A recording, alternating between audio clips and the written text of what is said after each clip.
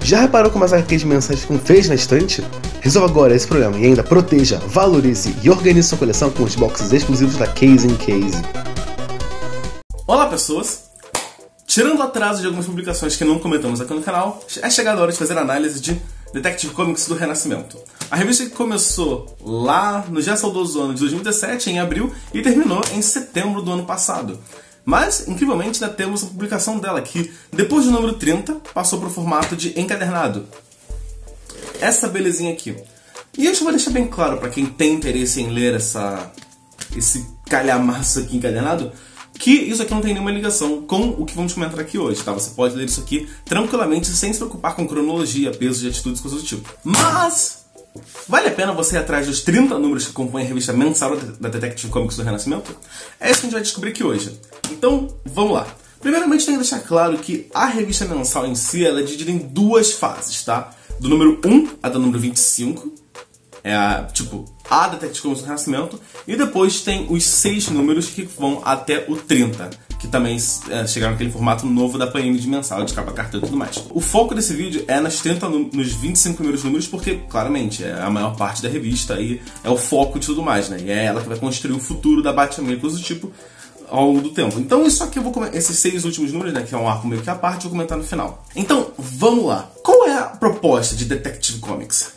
Enquanto que o Batman tem a revista dele, né, Batman, que é focada nas atitudes dele, temos Detective Comics que era focada na família, sabe? Ao Batman trabalhando com seus companheiros em histórias detetivescas, investigação, coisas do tipo assim, junto com alguns membros da Bat-família, né? Que é o conjunto de associados que trabalham usando o símbolo do morcego, inspirados por ele ou que foram treinados por ele em algum momento.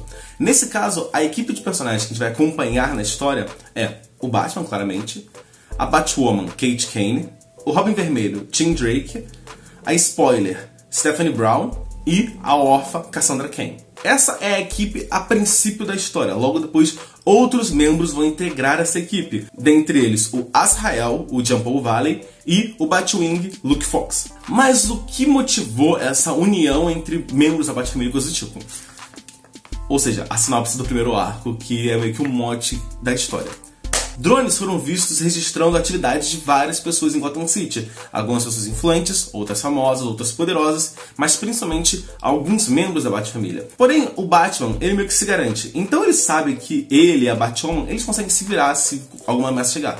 Mas, como tem vários membros da Bat-família que são menos treinados, sabe, não tem um requinte tão grande assim em técnicas como ele e a Batwoman, ele decide reunir esse pessoal e treiná-los para que eles consigam se defender sozinhos dessa ameaça que está chegando a Gotham. E logo descobrimos que essa ameaça, né, dos drones é o último átomo da ponta do iceberg, porque é uma conspiração muito grande que envolve o exército, o governo, muita gente no meio disso, lendas antigas do universo DC e muito mais coisa. E ao longo desses 25 números nós veremos como essa premissa dessa conspiração grande rolando vai se desdobrar em vários níveis diferentes e como isso tudo vai impactar a Bat-família em si e associados. Mas por que associados? Porque além desses 5 membros iniciais da Bat-família que a gente vê, nós temos a introdução de alguns personagens que vão trabalhar com eles, que não são necessariamente Bats, morcegos, sabe? O principal deles é o Cara de Barro. Sim, o Cara de Barro é um vilão já antigo do Batman, e todo mundo meio que conhece ele.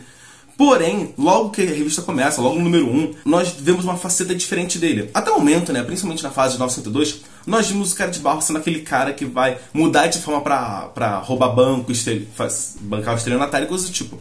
Aqui nós vemos uma faceta muito mais trágica dele, que é um cara que sofreu um acidente e perdeu o direito de ser uma pessoa, sabe? Ele virou um monstro e não consegue controlar sua forma. Quando o Batman encontra ele pela primeira vez, nós vemos ele invadindo um teatro para assistir um filme dele, né? Que o Basil Karlo, que é o nome do Cara de Barro, ele era ator. Então ele tá lá assistindo um filme, o Batman chega para intervir e ele fala: Batman, eu não vou brigar nem nada, eu só queria ver o filme, eu só queria lembrar daquele cara mais uma vez. Então o Cara de Barro integra a equipe que participa da Detective Comics, que mais à frente são chamados de Cavaleiros de Gotham, e então vou usar esse nome aqui no vídeo, porque o Batman percebeu uma chance dele se redimir, dele se endireitar na vida, dele se tornar bom. Então o Batman vai dar uma chance pra ele.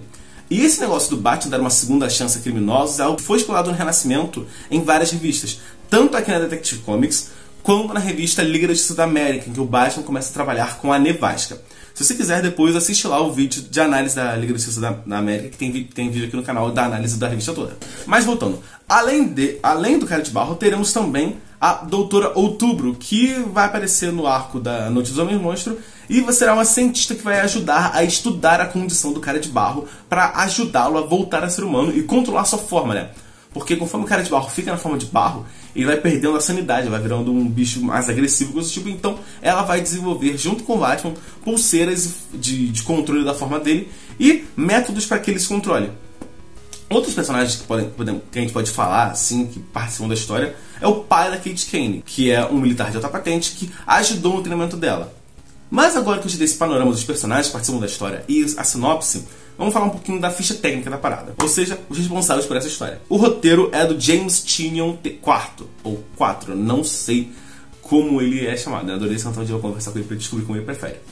Pois bem, o James Tynion trabalhou já no Batman em diversas situações antes de pegar de fato essa revista do Batman. Ele trabalhou junto com o Scott Snyder em diversos momentos do Batman de 1982, trabalhou também em vários roteiros da saga Batman Eterno e também, junto com o Scott Snyder, foi responsável pela saga Batman e Robin Eternos, que eu recomendo muito que você tenha lido antes de ler Detective Comics, porque lá você vai conhecer a origem da spoiler, a origem da Orphan e tudo mais. Mas não se engane, já falei, a revista não tem o número 1 na capa à toa, você pode começar a ler daqui sem problema nenhum, tá? A história começa aqui. Só que claro, sempre vai ter alguma coisa que você pode ler para ter uma compreensão melhor da história. A arte, no início, é do Ed Barrows, mas como sabemos, esse início do Renascimento teve muita troca de desenhistas. Então, volta e meia temos outros desenhistas, mas todos eles assim, num nível muito bom, que combina muito com a temática da história, porque ela é focada em investigação urbana. Então, eu ia falar praticamente toda, mas na verdade, literalmente, toda a história se passa em Gotham, então serão sempre ambientes urbanos, majoritariamente de noite. Então era necessário uma arte que combinasse com isso, essa sensação de sobriedade, de que você não sabe o que pode te esperar na próxima esquina, de que tem algo maligno se escondendo nas sombras que não quer que você saiba que ele está lá. E, felizmente, todos os artistas que participaram desse quadrinho conseguiram alcançar isso de uma forma assim excelente. Eu gostaria muito de destacar o responsável pelo arco Inteligência, que a arte dele é maravilhosa e a narrativa também muito boa, e o próprio Ed Barrows, que é o primeiro desenhista do quadrinho, que assim, a narrativa dele estava num nível assim maravilhosa. Ele consegue ser dinâmico de uma forma assim absurda. Ele consegue ser muito dinâmico, guiando você pelos quadrinhos de um jeito assim absurdo. E você não se perde, você sabe onde cada coisa está acontecendo e tudo mais. Mas eu vou deixar de lado um pouquinho a arte, porque eu quero comentar bastante sobre o roteiro, porque esse quadrinho aqui, ele trabalhou muito bem a proposta dele, sabe? Esse negócio de, vamos fazer uma revista da Bat-Família. E fizeram e trabalharam isso absurdamente bem. Por quê? Por ter vários personagens e situações tensas acontecendo, sabe? Tem vilão megalomaníaco, tem um grupo de vilões que querem acabar com Batman, tem várias situações assim. Quando você tem situações acontecendo, pessoas têm opiniões diferentes sobre aquela coisa, né? Como lidar com aquilo, como elas reagem àquilo, como recebem esses eventos em suas vidas.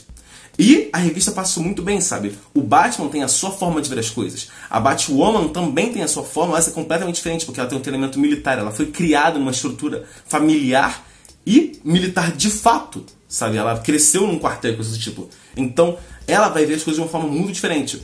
O Azrael já vai ver de outra muito diferente, porque ele é muito religioso. E o Batwing é muito tecnológico, então ele vai ver as coisas com mais lógica, com mais frieza. E o Tim Drake mais ainda, porque ele é também da tecnologia, só que digamos que o Batwing é mais de robô e o Tim Drake é mais de programação. Vamos diferenciar desse jeito. O quadrinho deixa muito claro e você conhece muito bem os personagens muito rapidamente. Então, você vê uma merda acontecendo e já fala, puta merda, a Orphan vai ficar puta com isso. Ou, caralho, isso vai mexer com esse porra de jeito absurdo. Você conhece os personagens muito bem, porque a dinâmica entre eles é sensacional. Você vê que todos eles têm profundidade, têm um passado, têm uma vida fora de usar uma roupa, sabe? Tanto que um dos primeiros dilemas que acontece no quadrinho é sobre o Tim Drake estar pensando em ir para faculdades. Então o quadrinho consegue equilibrar muito bem os personagens sendo heróis e eles sendo pessoas, sabe? Eles são mais complexos do que só gente fantasiada andando por aí batendo em vagabundo. E as relações entre eles são muito, muito bonitas, muito profundas e muito verossimilhantes, sabe? Elas parecem verdadeiras. Um ótimo exemplo é a Órfã, porque ela foi criada numa organização assassina bizarríssima. Então ela não consegue... Ela tem problemas sérios de socialização. Ela mal fala. Ela só consegue falar, tipo, palavras soltas. Ela não tem a articulação de montar frases complexas. E ela meio que se acha um perigo para todo mundo, porque ela se vê como uma arma. Tem medo de se socializar com as pessoas, ela quer ter amigos, ela quer ser conhecida pelos outros, mas ela tem medo de machucar os outros, porque é como ela se vê como se fosse uma faca pronta a matar qualquer um. E o Cara de Barro também tem esse negócio de se perder, de se não saber ser o que é, dele se ver como um monstro. Então começa a ter uma relação entre eles, não uma relação amorosa, não, uma relação de quase paternal, eles se tornam muito amigos, sabe? E você vê ao longo da história eles ficando mais íntimos, ficando amigos de verdade, e mais pra frente ele ajudando ela a melhorar a fala, porque eles começam a ensaiar peças de teatro. Porque, de novo, o Basil era um ator, e ele ele entrega um livro pra ela do Shakespeare, eles começam a encenar algumas cenas e tal, porque, lembra, o Cara de Barro, então, não consegue fazer cenáriozinhos, coisas do tipo, então tem várias cenas deles fazendo ceninhas de Hamlet, de Rei Lear e coisas do tipo. É muito bonito. Outra relação muito foda é a do Batwing com o Azrael, porque, como eu falei, um é lógica, o outro é fé. E seria muito fácil um roteirista pegar e falar: eles vão discutir sempre, porque um acha que é coisa divina, o outro acha que é só coisa, mas não, eles não têm um atrito, eles se tornam muito amigos, porque um vê uma situação e fala: porra, eu acho que é isso, mas o que você acha, cara? Você acha que tem alguma coisa de mágica aí no meio? Aí o outro: porra, acho que não, acho que é só tecnologia por causa disso aqui, ou não sei o quê. Então eles vão trocar experiências e comentários muito pertinentes à situação por causa das visões muito diferentes. Isso é sensacional. Além disso, quando coisas tensas acontecem, quando alguém toma uma atitude que é absolutamente condizente com o passado do personagem, sabe? Por exemplo, você sabe, quando alguém faz uma coisa, não tem aquele negócio de por que ele fez isso? Não, você já tá introduzido na história, você sabe que esse personagem, ele se comporta desse jeito, você vê que aquela atitude é pertinente ao personagem, condiz com o passado dele, com a construção dele. Então, quando o personagem toma uma atitude, você tanto já sabe que aquela atitude foi motivada pelo quê, e como ele está fazendo aquilo, quanto você sabe como os outros vão reagir.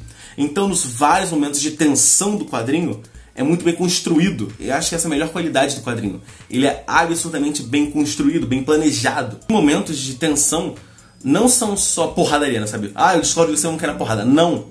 Eles discutem, eles debatem. E isso é incrível. Tem alguns números. A gente sabe que quadrinho super-herói é uma mídia que sempre vai tentar cair pra porradaria porque vende, sabe? O povo gosta de ver a gente caindo na porrada. Mas o James Tynion vai além disso, e junto com a arte excepcional do quadrinho, consegue criar momentos tensos em que todo mundo se reúne, senta na mesa e fala: a gente tem que conversar sobre isso, porque você fez merda ali. Aí outro: não fez merda por causa disso, cara, você tem que ver por essa situação. Aí outro: não, ele fez merda sim, cara, você não se ligou nisso aqui, você não estava sabendo disso aqui.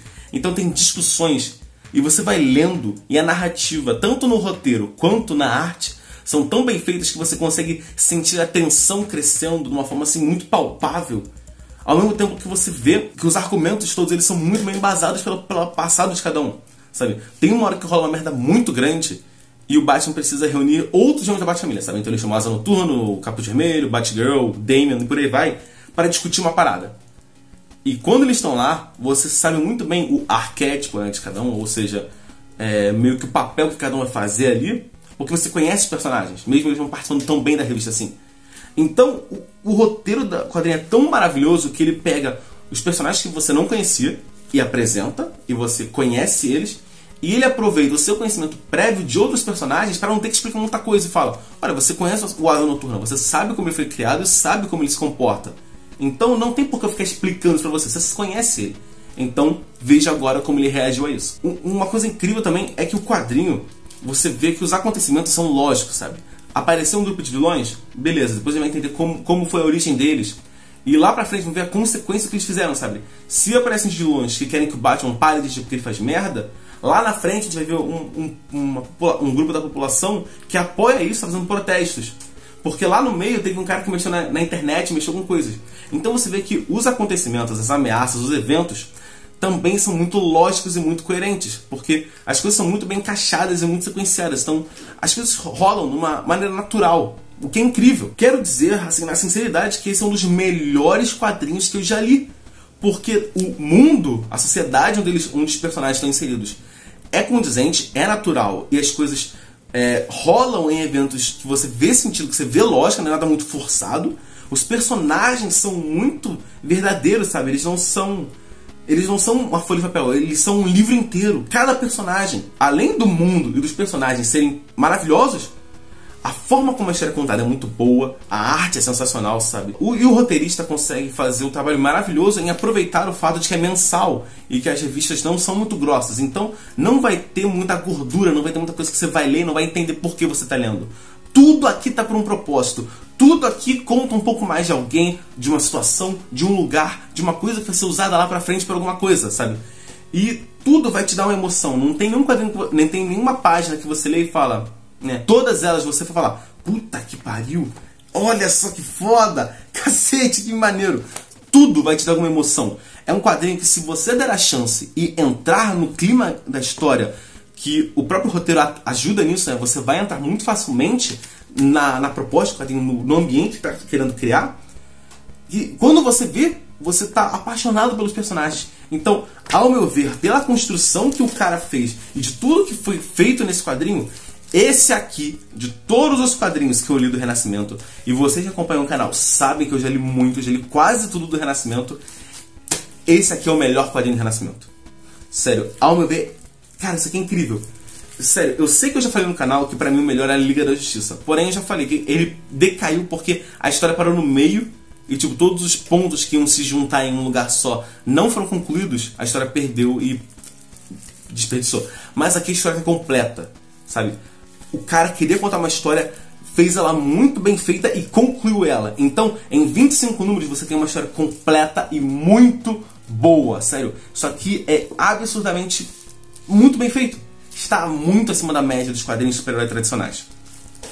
Agora os outros 6 números que eu queria comentar. Vamos um jogo rápido porque não tem por que ficar se estendendo demais, tá? No número 25 é o último número que o James Tynion, né, que é esse roteirista maravilhoso, se superou e fez uma história foda. O número 26 e 27 é o Batman começa a trabalhar com o Raio Negro e com outros personagens, porque, sendo bem sincero, isso aqui é o gancho pra você ler isso aqui depois, tá? Batman e os Renegados. É aqui que surge a ideia dos Renegados. Então, tipo, se você quer ter uma compreensão 100% disso aqui, lê Detective Comics 26 e 27, que isso aqui é basicamente uma propaganda pra isso aqui, tá? Só isso, não tem muito mais que isso. A história é legalzinha, mas também nada demais. É um vilão meio... Já esses últimos 3 números já são mais interessantes, porque é como se fosse uma continuação espiritual do Grandes Astros de Batman, que é aquela série do Batman com 2 caras, coisas do tipo. Então é sobre o Jim Gordon, o Batman e os 2 caras discutindo uma trama policial e tudo mais. Então também é detetivesco, é legal e tal, mas ao que tudo indica era realmente esses 5 numerozinhos são só gordura para depois começar a próxima fase da revista, que é a encadernada, sabe? Então, número 1 ao 25 é uma história maravilhosa. Aí depois tem 2 números que é uma outra historinha, que são outra, e depois começa a outra fase da Detective Comics encadernada, que, bom, se vocês quiserem logo mais comento aqui no canal. Mas é isso. Eu sinceramente eu acho que você só deveria pegar isso aqui, esses últimos 5 números, pra completar a série mesmo, porque 5 números, foda-se. Mas assim, eu acho que todo fã de super-herói deveria ler esses 25 números de Detective Comics, sabe? Você fala, é muito número, não sei o que. Cara, 25 números, eu sei que não é exatamente uma série curta, sabe? Não é uma coisa fácil. Mas, cara, eu garanto, você não vai se arrepender, porque isso aqui é maravilhoso, tá? Então, é isso. Eu acho que agora eu tirei todo o atraso dos vídeos que eu tava devendo pra vocês, né? Era a análise de Cavaleiro Branco, os vídeos anuais de Batman, os vídeos anuais de Detective Comics, tá? Porque se você não sabe, aqui no canal nós temos o costume de fazer vídeos comentando o quadrinho a cada ano que ele completa. E como o Detective Comics tem 2 anos de revista, tem 2 vídeos aí no canal, né? Clica aqui no card da playlist em que nós comentamos as revistas em si, né? Então, é isso. Eu vou ter muita saudade dessa revista porque ela é maravilhosa. E eu espero que você tenha gostado desse vídeo, que você tenha achado interessante, ficar intrigado em conhecer essa revista. Então, é isso. Espero que você tenha gostado. Vejo você no próximo vídeo e... Falou!